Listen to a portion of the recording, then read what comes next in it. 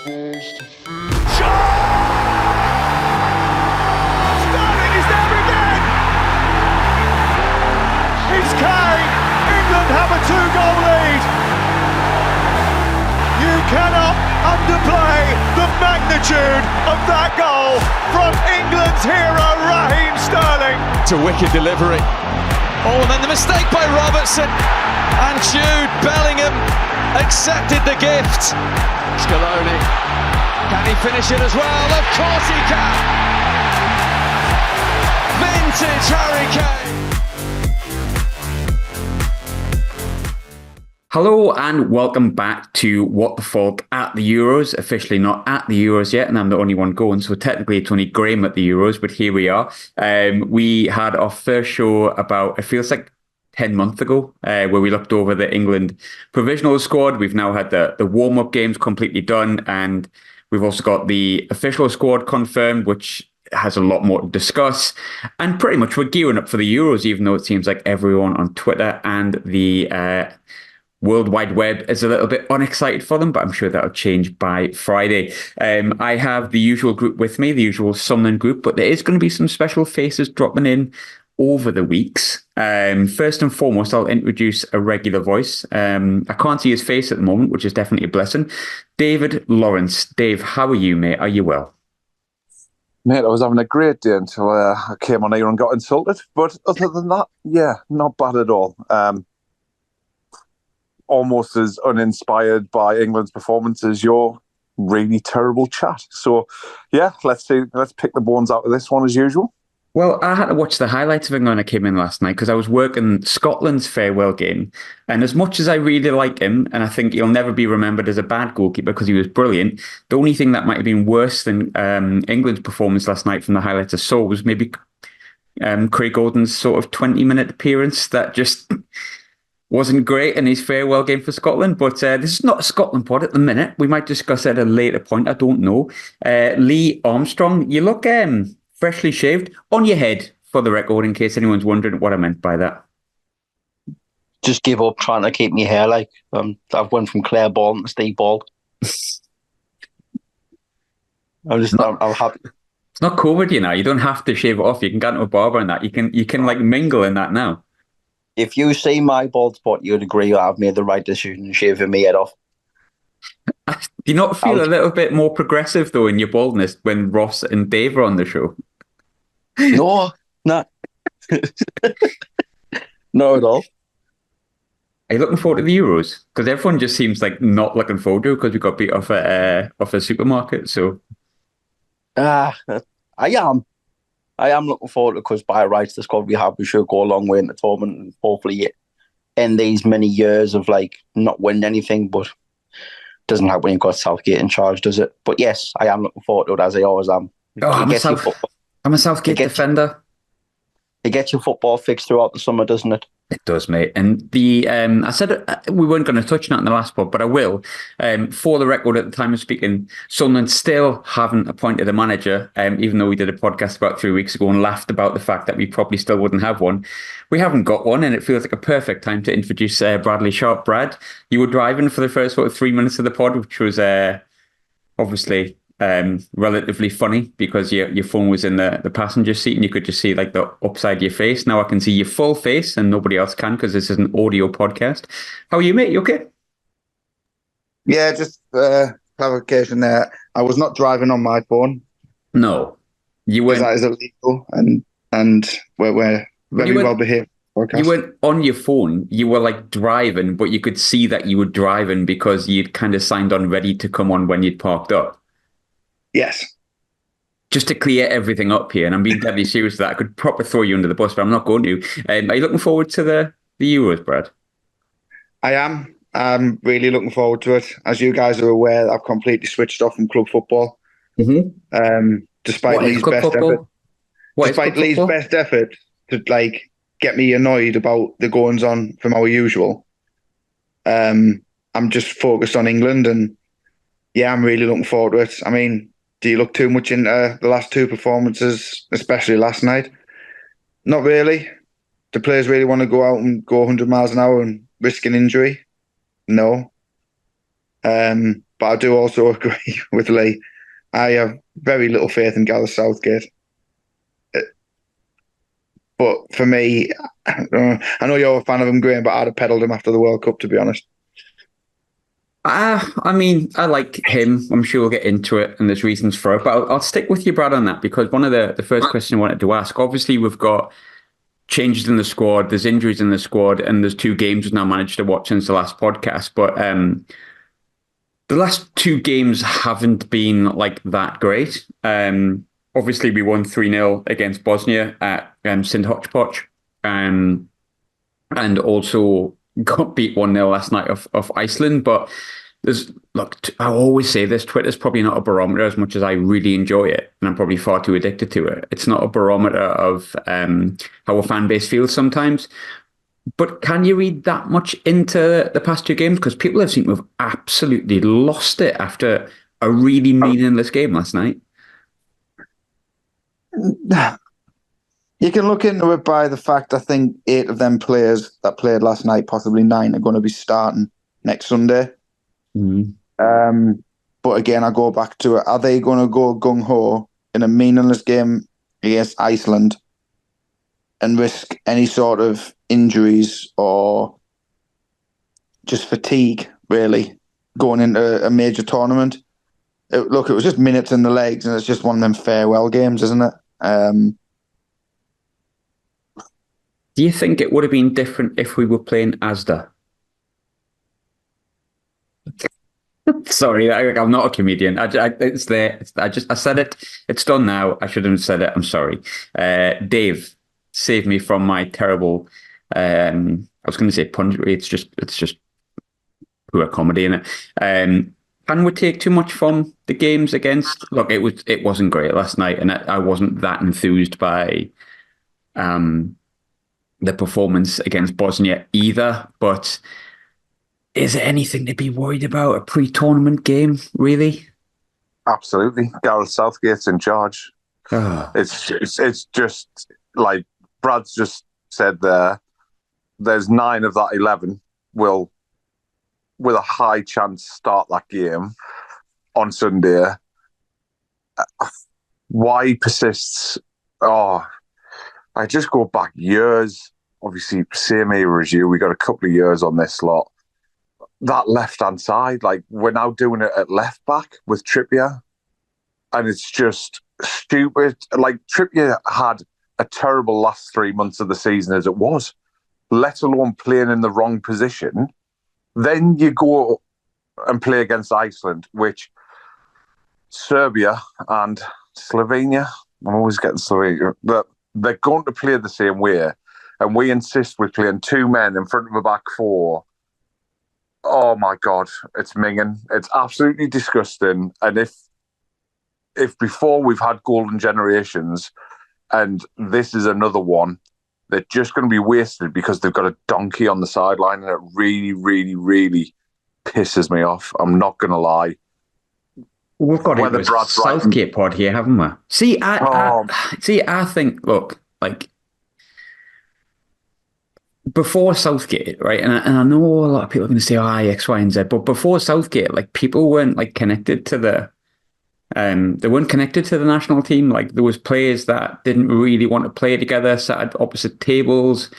Like, you had people that weren't really getting on, and Southgate has completely raised those expectations, brought in a bunch of players that really want to play for England. And I think his only real problem is the fact that he probably just hasn't ever won anything. And I mean, that is something you can't, with Southgate. My hope is at this particular tournament that he's going to learn from, like, the semi-final defeat, the quarter-final defeat against France, the final defeat against Italy, obviously. But you can't give him the experience of winning something. And in a sense, you probably, to get over the line, need to have someone who's got the experience of winning. But I don't think there's many managers that could have put us in the position that Southgate has put us in, because I think that the national teams, we're heading into a finals as favourites according to the bookies, and you, on paper, struggle to argue with that. I understand the frustration with Southgate. I also understand the annoyance with, like, the 2 playing in the middle. And I know you want to go more attacking, but do you not think and this is just devil's advocate, I'd rather us play like 4 of those like really good offensive players behind Harry Kane and just Declan Rice holding maybe. But do you not think there's an element where you need to control games internationally? And he just needs to get better at like not being more offensive, but taking the chances when you get them, if that makes sense. Like, I don't necessarily think the 2 holding midfielders is a problem because it's international football. Or am I just talking shite, Dave? No, I understand what you're saying, and I could, if you got beat off of Brazil, obviously not in the Euros, but if you got beat off of France, if you got beat off of Germany in a semi-final, and you've played 2 holding midfielders, for devil's advocate, you're going to get nailed for being too cautious. So he probably can't win to a degree, and I totally agree with the fact that he's brought together a nation, I guess, a lot more than what previous managers have. But that to me just makes me think back to Glenn Hoddle and what was she called? Faith Evans or something. Maybe we should have had a proper manager who knows Faith Evans. That's a thing. It was right, keep talking. I'm gonna Google that. You mean the Faith healer? I completely forget the name. Whatever, but brought Southgate in for that like bonding sessions and actually had a manager who looked at his squad and went, geez, these are attacking talents of the finest quality. Let's give it a go. Last night, it was perfect opportunity to play like Declan Rice at the back on his own and play 9 up front, because we knew how Iceland were going to play. We knew that they were just going to sit back and bore the life out of us and then try and hit us on the counter to get the set pieces. And yet he still set up to try and bore everyone to sleep. The ball moved too slowly in attacking areas. I know Ross, who's obviously not here, said that Foden wasn't great last night, but I thought at least Foden was trying them little reverse passes in tight areas and stuff like that, which you need to open up in Iceland. It frustrates the life out of me. You're just shut up, Dave. Right, we'll get into. I think there's probably only so much you can speak about that. The proof's going to be in the pudding. Who's right and who's wrong with this? Truth be told, and there's probably a bit of in between. But the squad was provisionally announced back on the last podcast, and we sort of went through it and discussed it, Brad. That's now been solidified. The ones that were missing out, there's a lot of ones that are not that surprising. Your Curtis Jones, Jarrell Quansah, is probably not that strange considering the experience and X, Y, and Z. They were people that we said you're probably going to leave out. Probably the big ones to discuss is Harry Maguire, Luke Shaw, Jack Grealish, James Maddison, which are the 4 big names that have missed out for varying different reasons. What are your thoughts on it, Brad? I think Grealish is probably the shock of them all, considering Maguire's an injury. I think Maguire and Grealish will be very big misses. I think last night actually did show, for all his faults and when he gets slated, how much we miss Harry Maguire in that team. Because he's never let England down, has he? And look, it seems to be like a bit of a running joke, doesn't it, if he makes an error? But if you listen to Man United fans, they reckon this season he's been one of their top performers when he has played. Don't know if that's saying much, like, because they've been honking this year, but yeah. But I get it. He's not fit. He doesn't think he'll be fit for the group stages. It'll be touch and go for later on. So you've got to really take players who are fit and ready, because, like, as I put in our group again, they're going to have to manage some of these players, because I think nearly all the defenders are somewhere are carrying knocks. But the Grealish one, for me, I don't agree with it. I'm a big fan of Jack Grealish, but he hasn't played a full season either. However, if there's a player that you need to come on and you look to your bench and think who can change games, it's Jack Grealish. There's no one else that would make me more confident that's left in that team who are realistically going to be on the bench that what Jack Grealish could do. It's just the way he draws players towards him and draws fouls. And look, we've got some great ability of putting balls in the box if he's getting fouled in dangerous positions. We're very good at set pieces, and we've got players who can hurt teams by Grealish basically playing his own game. I just think he pulls people out of positions. Like for Yeah. me, he came on against Bosnia, and there was all chat about, oh, he hasn't He's played the much best and player on stuff the like pitch. that. Yeah, I thought that. I think we look a much different team. Look, I was at the game against Germany and Denmark. And Denmark, he came on and then got took off again an extra time. But the game against Germany, like his ability to like just drag, I think it was Kimmich was playing right back, who's not a bad player, and allow Luke Shaw to run down the left. If you see the Sterling goal, it's all come from Grealish just dragging people out. And I think, and I know he hasn't played that much football. I think he started 10 games this year for Man City. But if you compare Manchester City with, say, West Ham, for example, because the person I would have put him in ahead of would have been Jared Bowen. I don't think Jared Bowen's international class. I'm pretty he proves me wrong because that benefits England. But, I think Grealish is a far better player, and that's why he plays for Manchester City. Getting into that Manchester City side and playing 10 games, you need more quality to be able to do that than probably playing 40 games for a West Ham, for example. And that's no disrespect to West Ham. Manchester City are arguably the best side in Europe. Sans maybe Real Madrid. And I just think Grealish not playing that much football isn't because he's not that good. He's just got a lot of competition. I mean, Foden's been outstanding. Bernardo Silva's so underrated. Jared Bowen, and I get what you're saying as well, but then like Grealish would have played the same amount of games as Bowen if he was at West Ham. Jared Bowen would not have played the same amount of games as Grealish had he been at Man City. That's a fact. And I think that shows it with the likes of Calvin Phillips. He was getting in the England side when went to Man City and he was never seen really. And then he went to West Ham and was honking. But I think the big one for me getting left out, I was going to touch on before you go at the others, was Jarrad Branthwaite. Because for me, arguably from when I've watched Premier League games this season, is the best centre-half in the Premier League on form this season. And it's no mistake or no coincidence. Obviously, Jordan Pickford's in there.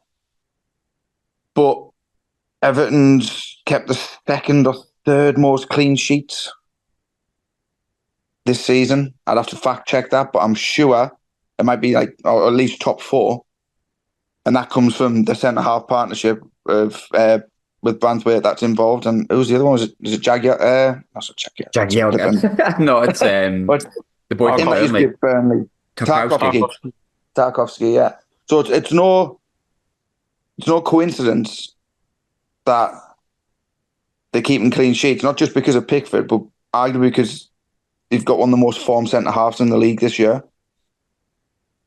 And he's young. And even if you just took him as a squad player, just to get that tournament experience, would have set us up for the next tournament. That's one that really, really narks me because he is fit, he's in form. But we're taking players, like, don't get me wrong, I love Luke Shaw, but he's not fit yet. So we're taking him and the hope he gets fit. I think Lewis Dunk's probably maybe the argument, but I think the age of Lewis Dunk, he's probably not going to massively benefit England in the years to come. I quite like Lewis Dunk. I'm maybe slightly different. I've seen him a few times for England in the flesh, and he's always looked tidy. But for me, Branthwaite is 21. He's obviously the future of England, so that one kind of makes sense. He's literally one of the best centre halves in the Premier League at this minute. Yeah, he's been excellent. I think he should be so not disheartened, but quite annoyed that he's been left out of that team, to be honest. Especially with Maguire not being fit. But Lee, I'll come to you on the next one. Obviously, Luke Shaw is a worry. I think they've said that they don't think he'll play until maybe, the third game or something like that. So, look, it presents an issue at left back. On paper, you've got Kieran Trippier that can play at left back, and Joe Gomez is also available, or you can revert to a back three and potentially put Saka as a left wing back and change the whole format. How big of a problem is England's lack of left back? As much as we will talk up the offensive quality, which can win, look on form, Bellingham, Foden, those sort of players, Kane, the players you can bring off the bench, they can win any game, regardless of defence. But international football is massive with having a good defence as well, because you need to control games, I think. You look at Italy, had some flair players at the last Euros, but a really solid, experienced defence that let nothing get past them, and they won the trophy. England's defence is weaker without Maguire in there. Branthwaite's not going. And we don't have a specialist left back. How big of a problem is that in terms of, winning the tournament? It's huge just for the basis of the balance of this team as well. When you're having, obviously Trippier can't go on the outside without having to cut back inside himself. Well, obviously been right-footed. And as you say, Joe Gomez and I's filled in for Liverpool this season when Robertson hasn't been fit. But again, he's not an ideal choice. Personally speaking, I would have took Levi Colwill, regardless of the squad when I got announced. Because obviously he's like a natural left side of play. He can play left centre back, he can play left back. And I don't think Luke Shaw's kicked the ball for Man United since December. Something like that. So he shouldn't even been in the contention to go to the squad anyway. But I think he's only gone based on his name. But it could cause a major issue. Is as you say, you build your team on your defensive solidity. And Kieran Trippier isn't a bad football, and they make the argument we got to a World Cup semi-final with Trippier at left back, with Walker at right back. But I don't know. I think it could cause us major problems later on, especially if Luke Shaw doesn't get fit and Trippier continues his dip in form that he's had from the back end of the season. Especially because, as much as, yes, we've got good players going forward, you can't expect them to get you out of the shit every time you play football. You need your defence to step up and do stuff, and it'll cause a major issue, I think, later on in the tournament. And I think that will be one of Southgate's biggest regrets as he gets later on in the tournament, personally, in my opinion. Dave, do you think that I touched before about maybe playing Saka as like a left wing back, and look, I think that stunts him quite a bit, and it's literally just another option. But is there an argument to say you can maybe cover what Luke Shaw offers you offensively and also defensively by playing like a back three and having maybe, I would have probably had Branthwaite in if you're playing a back three, but obviously you can't. But you've got centre backs that can fill on the left hand side, and maybe Saka, who can offer you the offensive side. As a back three, maybe a different option, or do England go with a back four and hope that what looks like is going to be Trippier performs at left back better than he has done for the back end of the season that he's club side? Yeah, I think you're all very aware that I've played Football Manager far too many times in my life that I'd have went with a back three, whoever that may be. But Walker would be me right, Stones would be me centre, and then whoever it was to the left. I think Brad's right. I think Maguire's never done anything wrong for England, and he would have been my choice at the left of the three, with Rice in front, and then me. After that, that's where the front six comes in, and what people will class automatically as a wing back, I would actually have as two orthodox wingers who are fit enough to get back if they need to. He didn't have the greatest game last night, did he? But I'd still have Gordon on the left and Saka on the right, which then frees up. It's almost like playing 3 10s for me. If you didn't play a second centre forward, you'd almost have 3 10s who just float around and do what they like, and that'd be Bellingham, Foden, and Palmer, which then leaves Kane up top. And that's how I play it. It's almost in the DNA, apart from 66, that we choke on the big stage all the time, and it's very frustrating.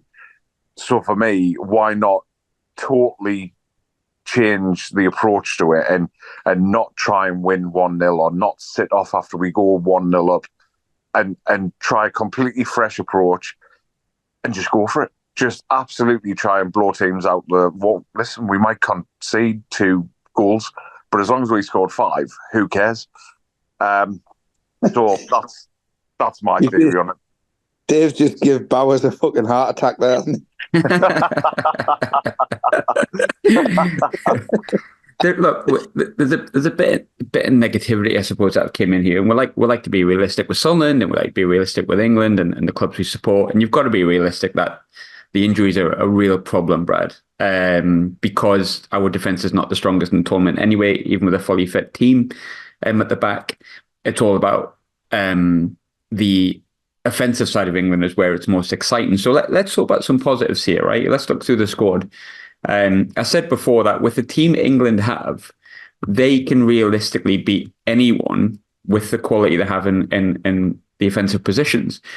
If you're looking through England's actual squad and the players that have gone there. If you're ever feeling a bit negative about England, then you want to feel a little bit better, start reading through the options we have in an attack and offensive sense, and you'll suddenly start to realise we have some of the world's best players that can turn a game at any point. So let's just go through here. You've got Bellingham, Saka, Kane, Foden, Ivan Toney, Gordon, Watkins, Bowen, Eze, and Cole Palmer. There's a whole host of players there that can win your game in an instant.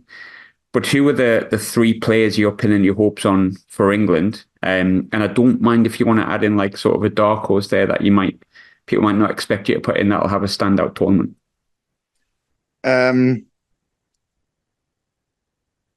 Phil Foden, because I think he's just came off the season of his life. He's got to show up at this tournament, though, hasn't he? I don't want to put pressure on him, but the last two tournaments there's been a bit of hype. Maybe much younger and scored at the last World Cup.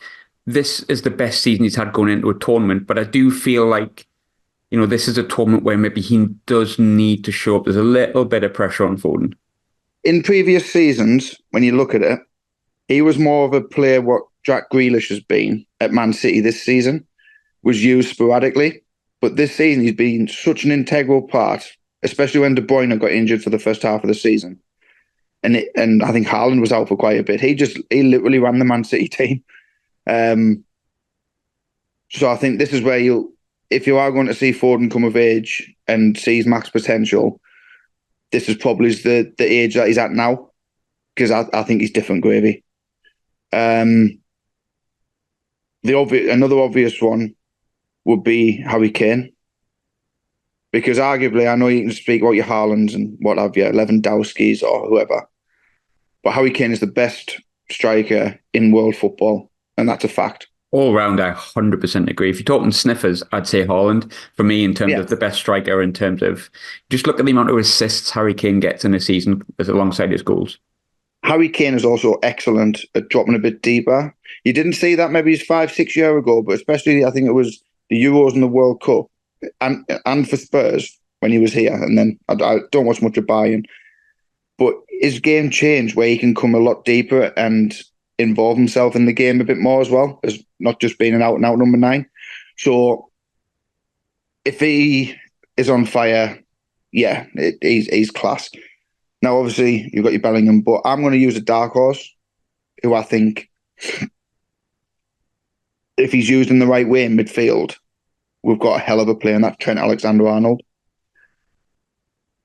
His ability in passing, crossing, and he's got a wonder of a right foot on him as well at shooting. So I think Trent, if we can get him firing in the midfield like we've seen again sporadically, I know he's been used predominantly at right back for his club, but even Klopp's using him in midfield, and Liverpool look a different team with him playing in that role. I think he came on against. Did he come on or did he start against Bosnia? I can't remember now. No, he started, but that goal was like that goal for me summed up everything that's technically good about Trent Alexander-Arnold. Yeah, he's excellent. He's absolutely brilliant, and if you've got him pulling the strings in midfield and can be picking the passes that are going to free these flair players up for us, he excites me.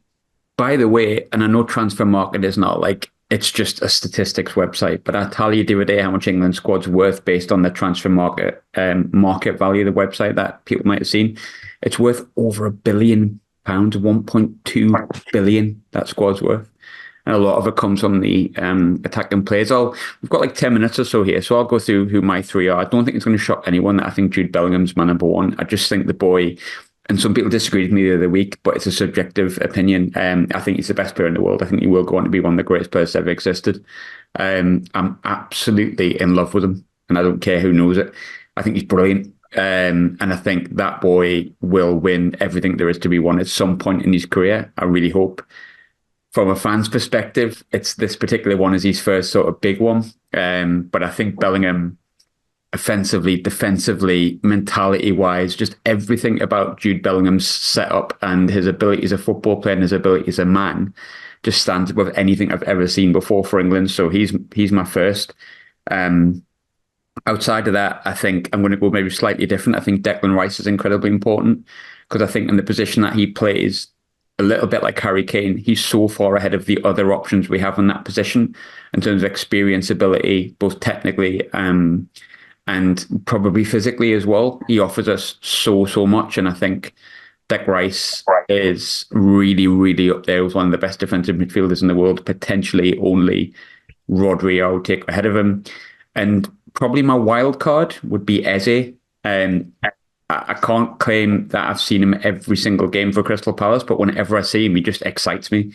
And I think he's probably a little bit unlucky to miss out, but Adam Wharton looks really, really tidy. But for me, Eze looks like the kind of person that you could bring on 20 minutes from the end of a game and he can offer you something that's a little bit different than the rest. Leo, I'll ask you the same question. Who's your two standouts, and then maybe give me like a wild card if you want. Gotta agree with you in the Bellingham one. As you say, he is the best player in the world. I think he arguably could win games by himself, and he's obviously dragged Real Madrid to the league title and the Champions League this season, scoring that many goals from midfield.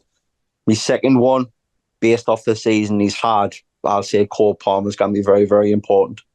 This summer in the Euros, you saw last night, we had that Harry Kane chance where he missed it, but I think that's the only time someone's actually put a decent ball in or cut the whole defence out.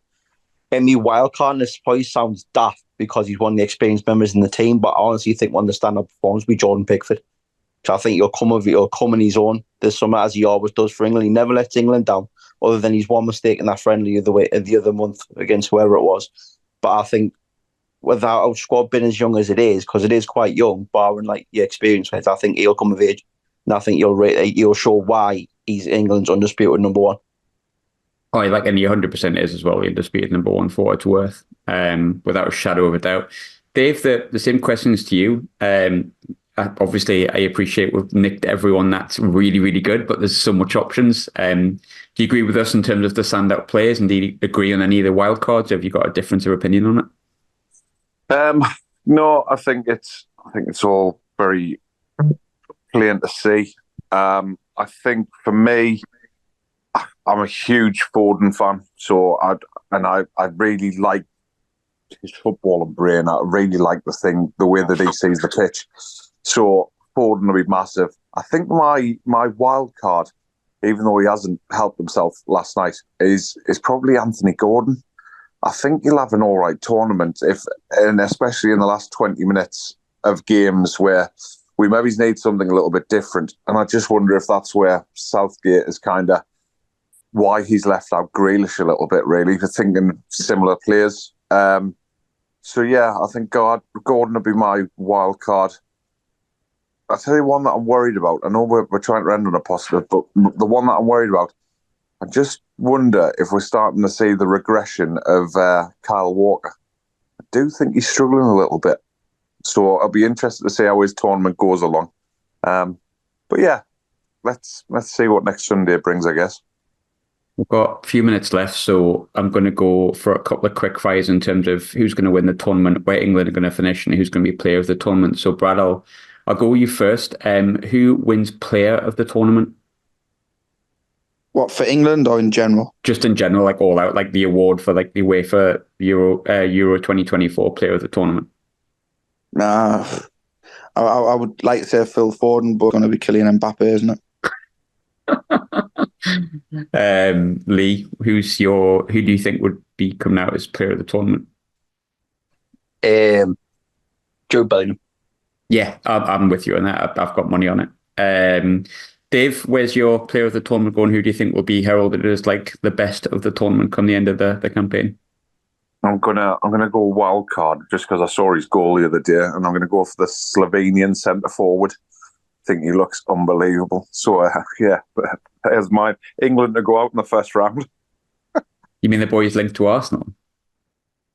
I think it is, isn't it? Yeah. Is it Rocco or something like that? No. You mean the boy from Leipzig?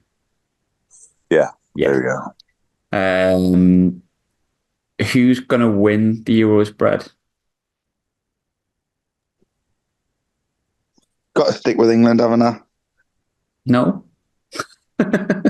want. England. I'm going to stick with England.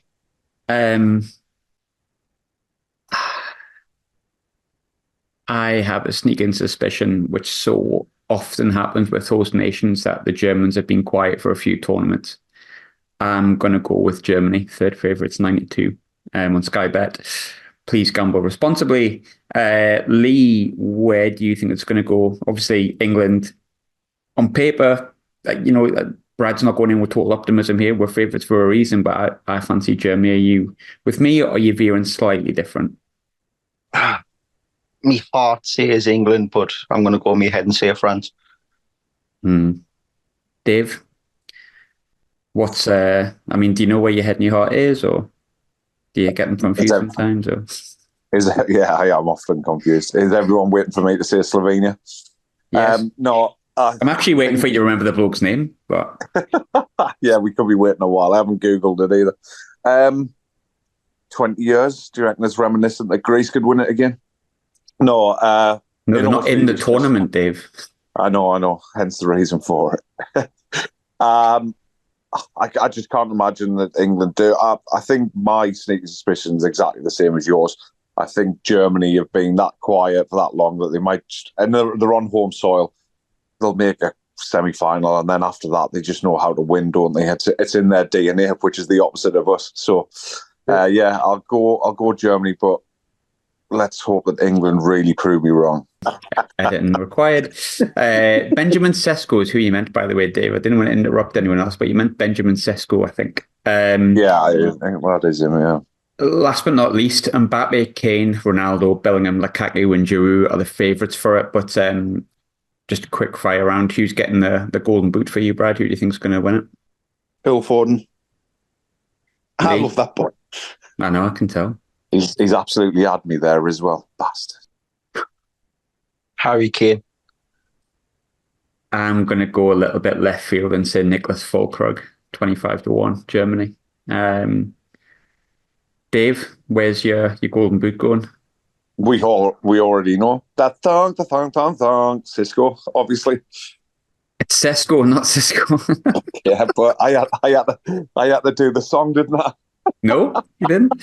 We're going to try and be back as often as possible. I'm at the Euros and at a festival next week. Hopefully we'll catch up at least after the England games, but we're going to try and do like really regular short pods as best as we can, and we promise we'll do that. But hopefully this has kind of ignited you feeling and excitement for the Euros. I get the feeling it won't, but that's sometimes what we're here for, just to temper expectations. But Brad, Lee, Dave, thanks very much. Absolute pleasure. Come on, England. Oh, we're the lad. Oh, wrong one.